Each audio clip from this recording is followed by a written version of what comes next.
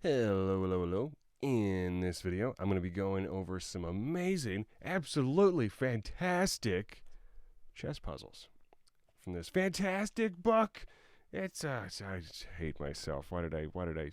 It's a good book. You should consider getting it. I try to make it fun. You know, I like me.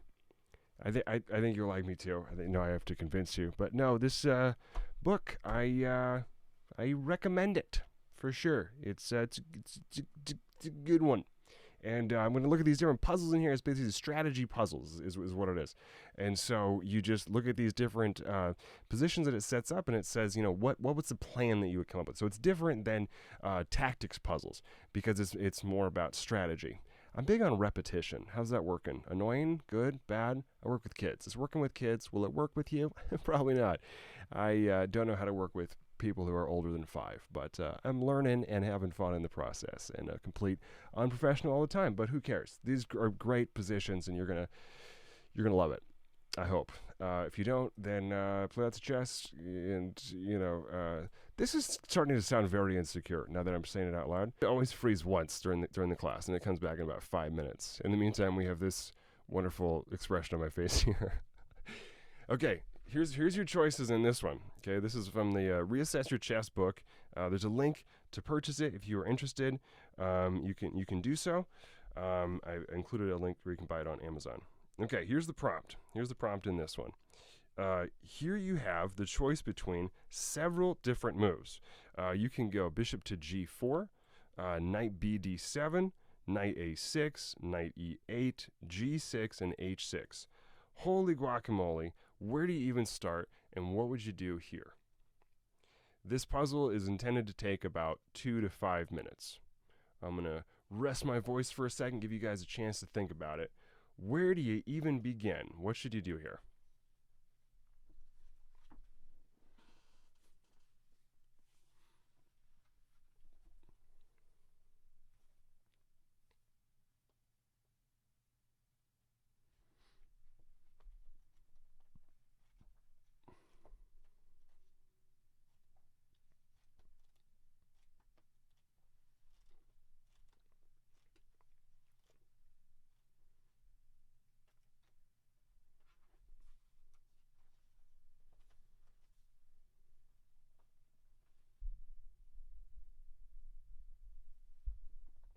We got one vote for a6.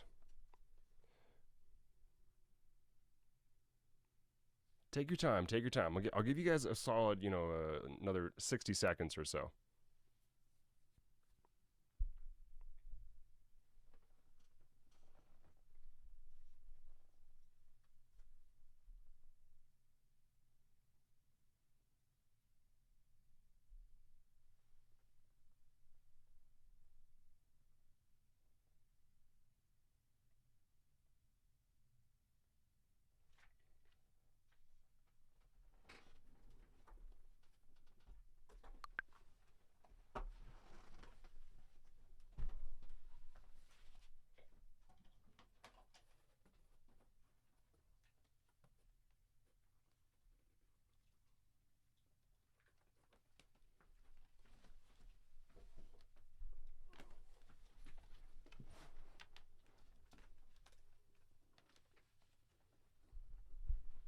Look at this. Lots of answers. Lots of answers.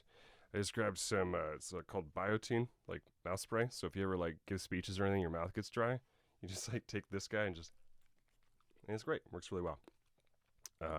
So learning chess and random stuff. How's that? Okay, let's take a look at these answers here. We got knight a6, bishop g4, and everything in between. Cool. All right, let's read what he has to say about it here. Quick development is a good idea, but only if you're placing your pieces on squares where they can work with the other pieces towards a common goal. In other words, don't just move them for the sake of saying they're developed. Find their optimum homes and go out of your way to get them there. So after right here, bishop to g4 and knight bd7 kind of mindlessly put them just on squares that seem like improvements but aren't really doing all that much. Tossing the knight, he says, to a6 is more sensible. So kudos if you said this one, because black is at least showing some interest in playing for this pawn to b5 advance. For example, that'd be like knight c6, a6, so it'd be here, and then a6 and b5. So kind of some further depth to that idea, and not just, moving it around, which as you get to like a more intermediate level around like 13 to 1600, that's the way you kind of want to shift your thinking. It's no longer about just following bland principles about developing your pieces, but really developing more of a sophisticated strategy. That's kind of how to get through those ranks. So let's see here. He goes on to say plenty more about it, which I think is terrific. Like I said, it's a well-written book, and highly recommend you consider buying it. But the short of it is that you want to go here, knight to e8, which is going to create some potential then for two different things. Knight to e8, there's two different ideas with that. And what are those? Pawn to f5 is one, good. And what is the other one?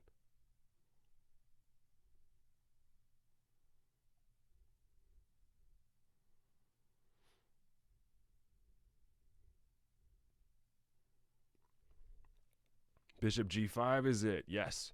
So this is a bad bishop, this is a good one. So might as well trade these guys off. And that is going to be the answer. That's it right here, knight to e8. We're doing strategy, positional puzzles. That was the first one. We're moving on to the second one. What do you guys think? Do you have questions about that? Was that educational, interesting? You like that one?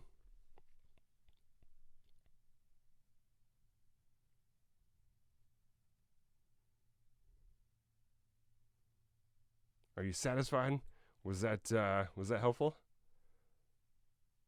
Why is the black bishop bad? Good question. I bet someone can answer that.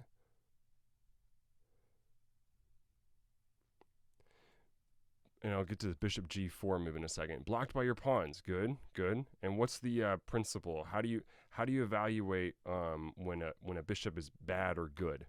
What's the criteria you use? Good, yeah. Pawns on light squares, or other way of thinking about it too is that, it's on dark squares here. So since it's on the same color as these squares here, where the pawns are, it's going to have a hard time getting out. I mean, case in point, this bishop right here has literally no moves right now, whereas this one has several. That's why this is a good bishop, this is a bad bishop. Cool, cool. Another person asked about bishop to g4. This move just seems really wrong to me, because if you go right here, then they can also go pawn f3 and start to gain some space in the center and everything, so you're probably going to have to go back like this. And I don't think they can do anything crazy like castle queenside. Maybe they could, I'm not exactly sure, but I mean, after f3, I think you might have to consider just going all the way back. So bishop g4, it's bogus. It rates poorly. I don't like that move. We're going to go on to the next puzzle. Here we go. Like I said, what's really fun about this is that you guys are smart people. You guys are all like software engineers, and we're getting lots of different answers. So these ones have really generated a lot of interesting discussion in previous lessons, and I'm just super excited to go over some more of them. Here is the next one. So let's see here. It is now black to move here. I believe. Let me just reread this. Hold on. So I just got to reread the prompt one more time. This is the position, though. Okay, black has only two logical moves here. Can you list them? If to find the answer, you have to understand the nature of the position as a whole. As you can tell, not much of a prompt. Also, given the similarity to the last one, this move should definitely come to mind. But if it's this simple, then why the heck would he give this one next? There must be more to the picture. Take about 60 seconds to think of it, and say your answer in chat when you're ready.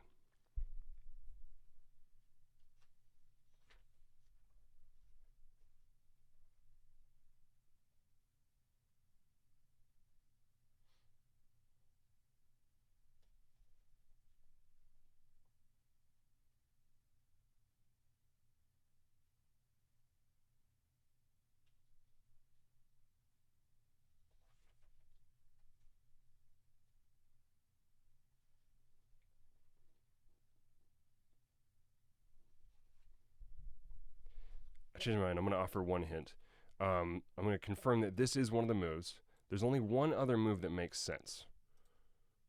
Take about 30 seconds, see if you can figure it out.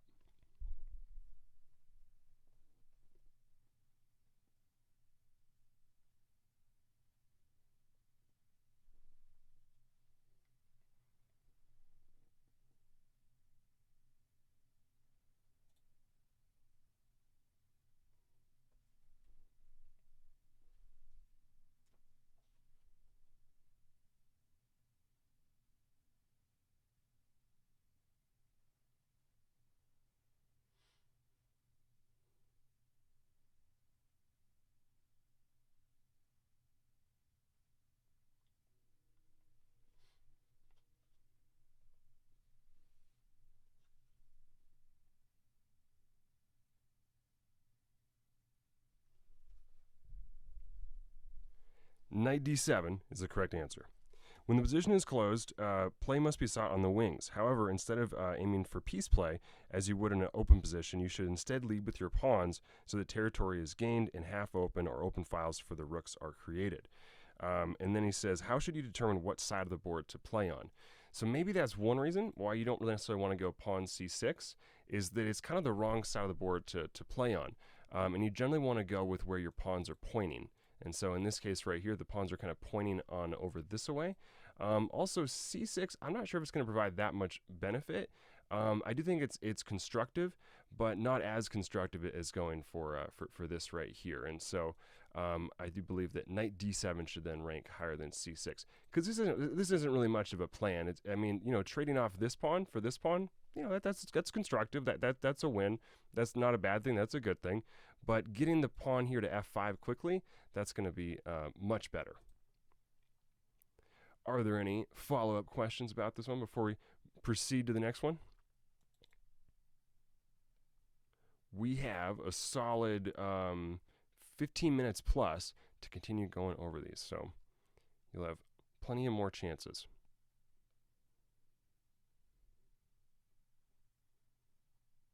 Okie dokie. I'm going to proceed forward. If you think of a question for this one, let me know and we'll go back.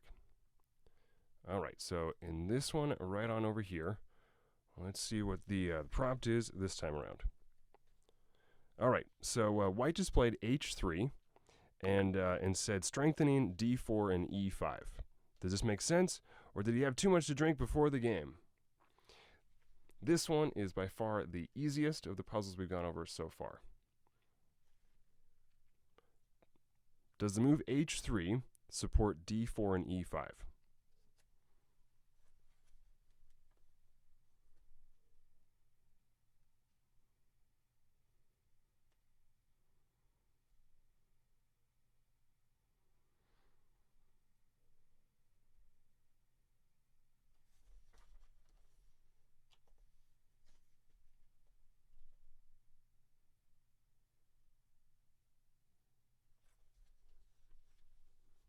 You guys got the correct answer. Yep. It prevents the pin from bishop g4. Nailed it, aced it, good job. All right. There's this one which is pretty good, a bit more abstract, more open-ended. I kind of like these ones that ask for like a specific move and the general plan more indirectly. I think those are just better for discussion and everything. And this one is pretty tough, All right, so in this position, white usually plays for the b2 to b4 advance. Why is this advance important, and should he prepare it with rook b1 or pawn a3? Take about 60 seconds to think of it. At least 30. We'll see what happens.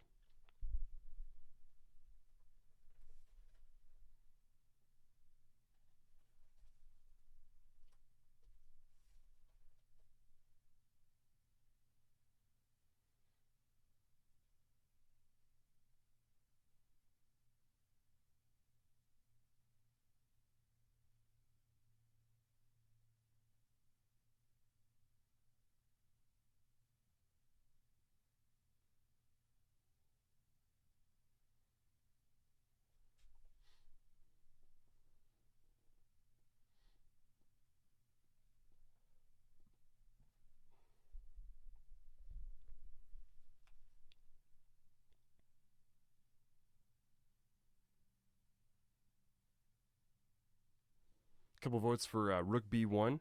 We got another comment. I'm trying to understand that one. Let's see here. One vote for pawn a3. Isn't this exciting? Isn't this interesting? It would be dull if everyone had the same answer, right? Like these are tough enough that you get a wide variety of answers. So I hope you guys are enjoying it. I know I am. I certainly love teaching chess, and it's been a really fun challenge to teach you guys too. Okay, I want to go back to this comment here. Let's see here. Black's going to be kingside castling, so it makes sense to free up the black bishop to point at the kingside. Oh, okay, I think that you're talking about the last puzzle. I got it. Yep, totally. Rook b1 to get off the diagonal. Yes, that's the answer. There's also one more point about this too. So this is the main thing I would say, is that you're off of this diagonal. But here's another way of thinking about this too. that's pretty interesting and satisfying. So if you go rook to b1, if you go pawn a3 and then they castle and then you go here and they go like this, okay, now you're going to need to make the move, b5. Well, how are you going to do that? If the rook was on b1, you could make it right now. But as of yet, you have to go here, there, and then push. So it's a much more efficient order of operations, essentially. Pretty cool stuff. Let's see what we have happening for this next one. That one's a multi-question. Let's see here. Yeah, that one's too many questions. That one's going to be my last one on there. So we'll have to backtrack to an earlier one. And if I recall correctly, I know which ones I didn't do last time. By the way, if you have not signed up for that tournament, please go ahead and do so. Again, the link for that is going to be right on over here. I'll go copy, and then right over here. Okay, so then we'll go like this, and all the way back to this one here. Very first one of the whole deal. If you recall the answer from a previous time, yeah, that's okay. You can even say it. I don't know if I did this one last time or not, but we'll see. Plenty of puzzles here. Let's check them out. This is the next one. Black. So white is now just taken on f5. We can now take it back in 3 different ways: pawn, rook, or bishop. Which of those 3 do you think is the best? One vote for G takes. Take about 60 seconds to weigh the pros and cons.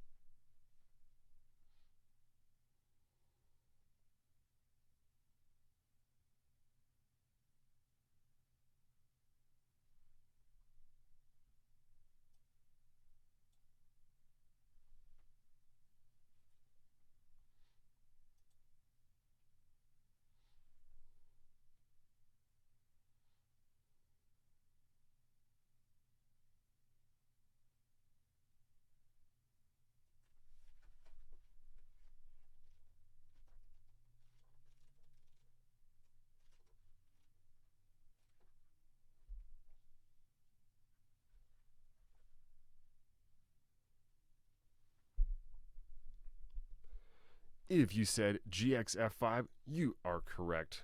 Nice job, nice job.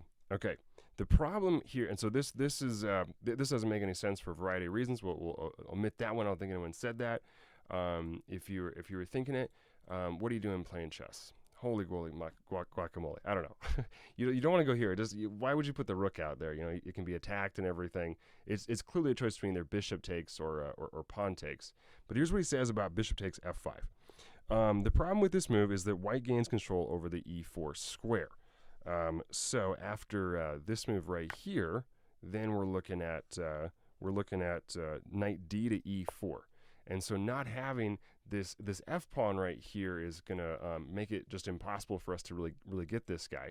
And then between f3, bishop d3, just everything's pointing at it. And when you control the center, then you kind of control the whole board indirectly. And so we don't want to allow for that to happen. Yep, Wendy, you got the answer exactly right. Nice job, nice job.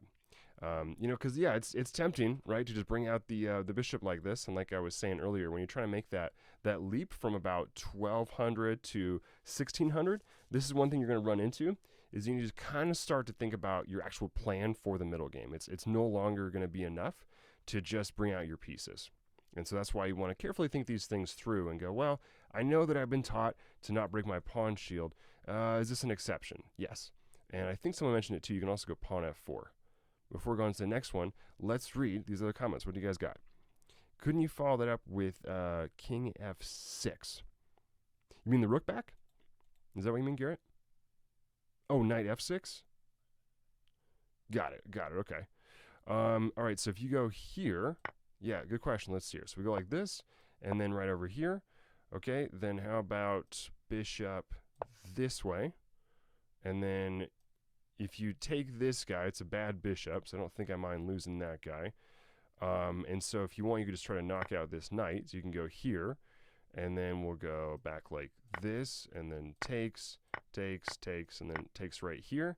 And then white's got a good bishop, and black has a bad one.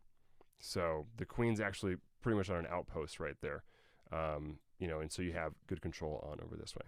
Good question. Hope that answers it. We got a thumbs up. Cool. What was the next one? What about queen to h4 after bishop takes on f5?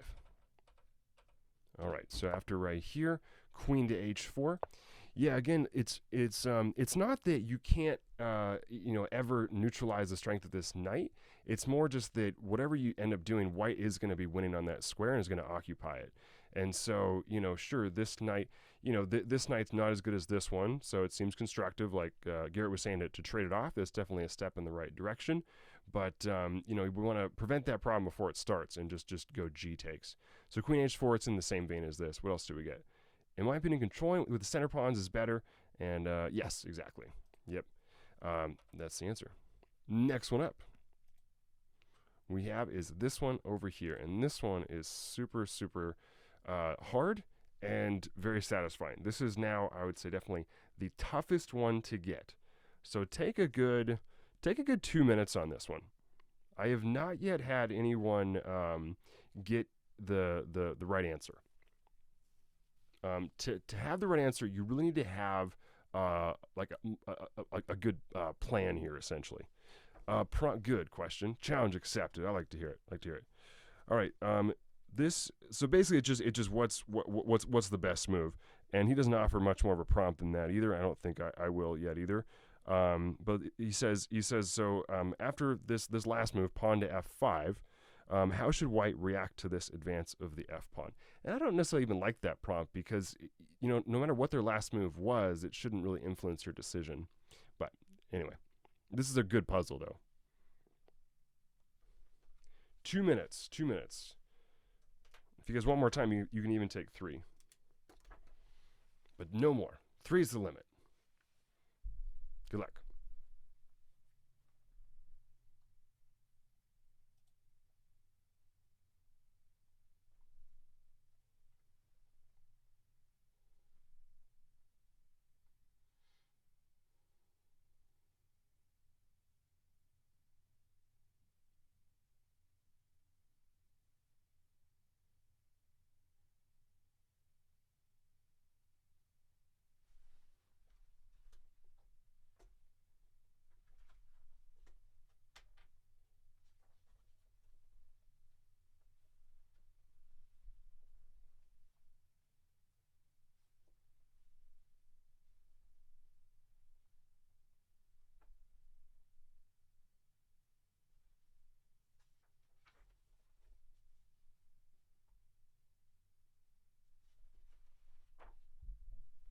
E5 is incorrect, by the way.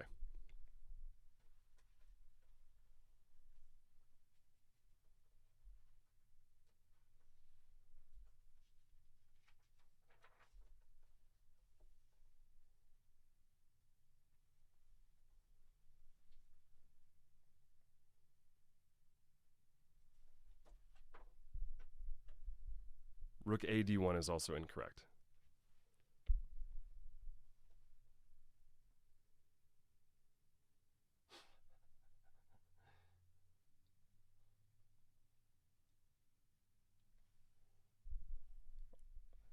All those are wrong too.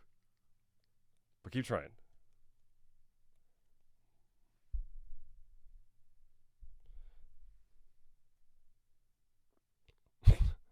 Okay, you guys are into it? That's good. I'm also going to add a side question here too. What is a way to just avoid like losing a pawn here?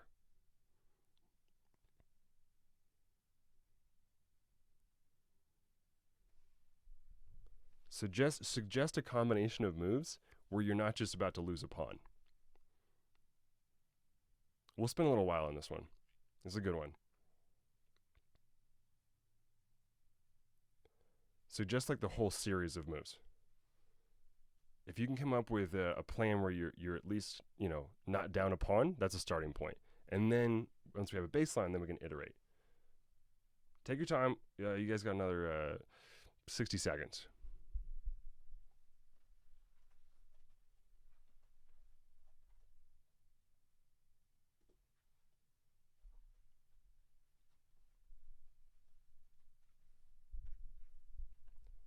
other than e5, because technically e5 would not lose a pawn.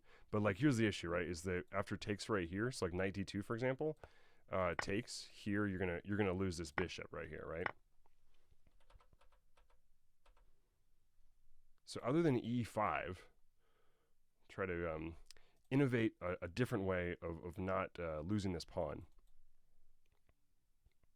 Because you know the answer is not e5.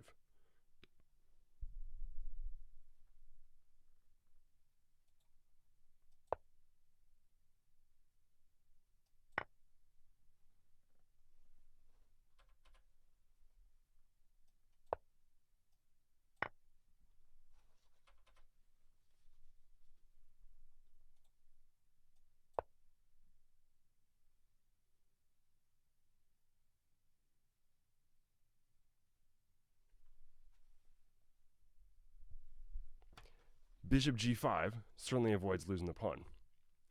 Is it constructive in any other way?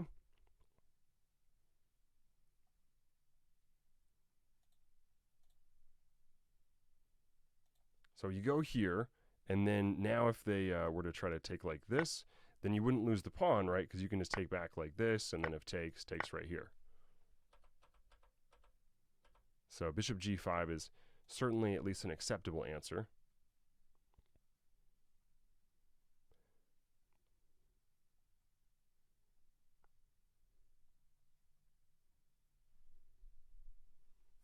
And then if it's not the correct answer, what is? You want to not lose the pawn and make some sort of other positional strategy gain. I think bishop g3 would also suffice for not losing the pawn.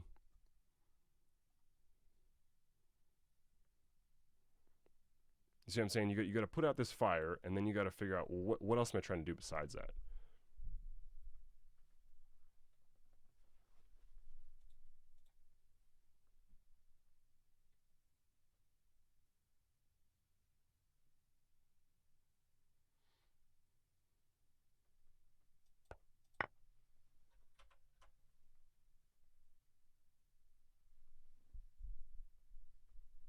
All right, so I would like to point out, no one got the correct answer, except for Sai, who said bishop g5. But no one could say why, and that's why I really like this puzzle. It really is that tough. Here's the thing. Unlike a traditional tactics puzzle where you're always trying to be up material and everything, in a lot of these problems, like I said, it's a really well written book, and I highly recommend you consider getting it yourself. You're just kind of going for like equality, or like maybe even just a little bit better than equality. Here's the way that he describes it. We have a tournament starting in 10 seconds. 9, oh man. 8. You know what? 7, you want to neutralize the bishop 6, pair. That's the short of it. 4, if you can trade this one for this one, 2, he no longer has a bishop 1, pair, and the game 0. is even. Hope you guys enjoyed the lesson time. Our tournament has gotten started, so best of luck to you there. That's going to do it for my commentary. And yeah, everyone have fun. Thank you guys so much for turning up for this and everything. And as I said, if you liked your game and it went well for you and everything, consider consider submitting your game, and I'll make a YouTube video out of it. If you have not already signed up for this tournament, once again, the link is going to be right on over this away. Cool, yeah. Let me know what did you guys like it? Did you learn some stuff? Have some fun? What's going to stick with you? You guys are very, very welcome. I myself will not be able to play in the whole tournament because I actually have a local chess club. I'm over in Spokane. The Spokane Chess Club has a thing starting at 7. So it'll be my first time playing over-the-board chess in I don't know how long. You guys are very, very welcome. Glad to hear it. Glad to hear it. I will keep my screen share on and offer some commentary whenever I get a game in a second. But you're welcome to mute your mic and just focus on your own one. Thanks again for turning up. Hope to see you guys again next month.